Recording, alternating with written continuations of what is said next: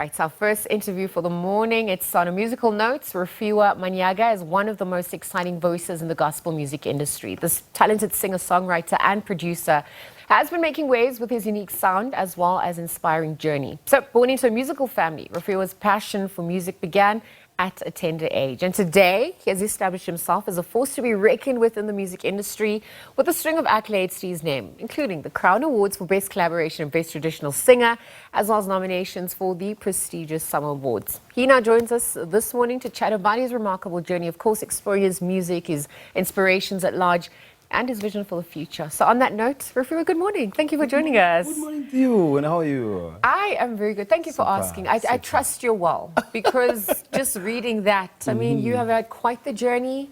Thank you for flying the flag high as well for your province and for the country as well. Thank you. But you hail from a musical family. So would that have influenced your passion for music, your love for music? And when did you decide this is something I actually want to also pursue? I think I was just born a musician. And I grew up loving doing music from a very tender age. Because I'm one of those who you would find at age, I think I remember. Yes. I think my memory speaks from age of 5. Okay. Where you'd find me playing some empty tunes like a drums and all those kind of things. So it started way back. And then, I mean, you hear the music, you become a vessel, and then you earn your place amongst the crowd because you're nominated, you also receive awards.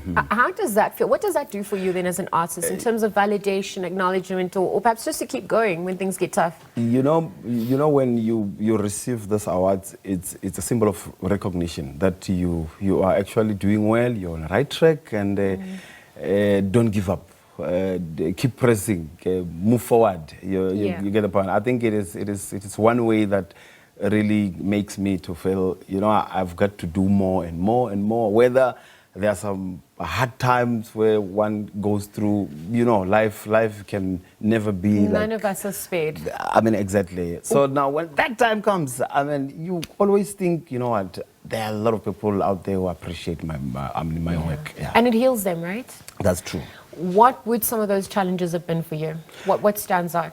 The challenges, Growing pains.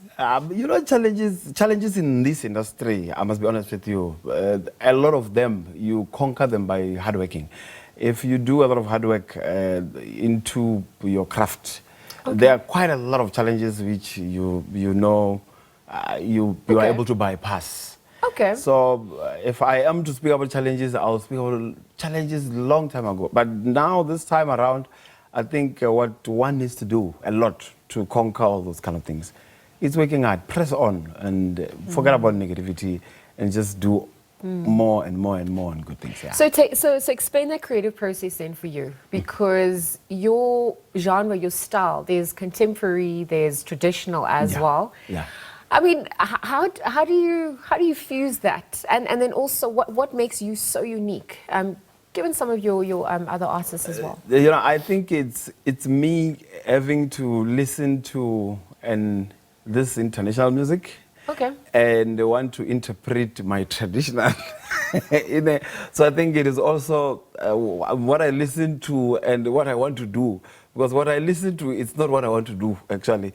It is just to get the order of music, how this music can be interpreted and all those kind of things.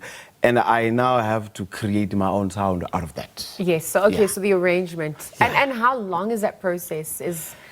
How long and from start to finish? Who else is involved? Who do you enjoy working with as well? Production, final mixing as well? Okay, I produce my music myself.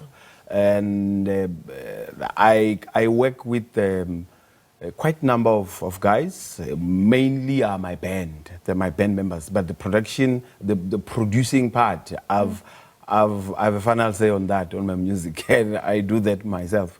So it's kind of like easy for me to actually start the song to the finish, because now immediately when I bring the song, already I've got an idea. This song, the end product has to be at this manner. Simple. How do you balance everything though?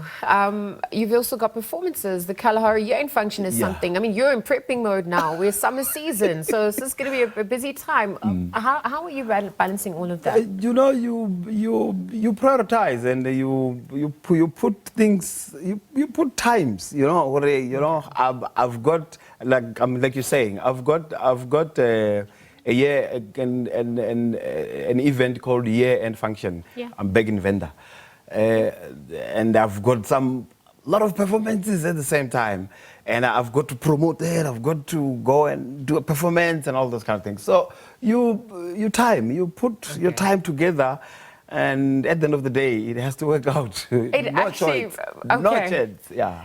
Back to you're just looking at the creative process and just how you fuse some of the genres and styles as well. The messaging is also very important for you. And I mean, this is a large part of what resonates with the audiences so well. That's also given you the nominations and the awards. Yes. How intentional are you about that? And ultimately, what are you trying to convey through your music? You know, my music, I speak a lot about trusting in the Lord. Yes. And that has got a lot to do with hope. If I am to speak, if I am to write, I always say preferences will always be different. And my preferences of writing, it is me not complaining a lot. It is me not asking a lot. It is me having to say, Father God, we know with you it's possible. Father God, we trust in you. Father God, we thank you. I think that is the message I always like to convey. And throughout the years, if I check my songs, they speak of the same language. So I'm believing I am called to give people hope, to make sure that you are healed. You feel safe in the Lord. Yes. And then that's obviously going to translate through that Kalahari year-end function as well. Exactly. How would you say you've evolved as an artist as well? So how would you say you've evolved as an artist as well? If you look at everything, your style, the messaging, you're saying there is consistency, but I mean, just as you started and over the years, I would say from where I started, okay, obviously when everybody starts a career like this, you hope for the best. Yeah. But there's been a lot of things which one went through, which could have made me to say, you know what, no man, I must just forget about this.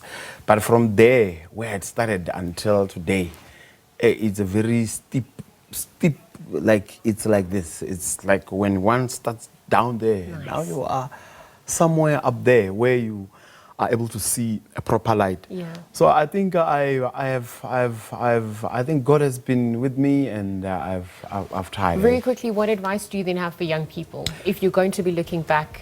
If you're on that hill and you're looking down, you're also bringing other people up. What advice do you have for that? I would say to all young people, focus, pay attention to what you feel it's gonna work for you. Okay. And if you've got a craft, nurture it, and don't just live like someone who do not care in this planet. Today's life needs people who pay a lot of attention, who really have goals in their life. All right, Rofhiwa, thank you for joining us bright and early. We'll leave the conversation there, but I know you're going to be performing in just a moment, so looking forward to that. Yes. We're in conversation with talented Rofhiwa Manyaga, again sharing his insights as well as his musical journey to date. Can't wait to see him perform at the Kalahari Waterfront year-end function, and of course his performance here on Morning Live.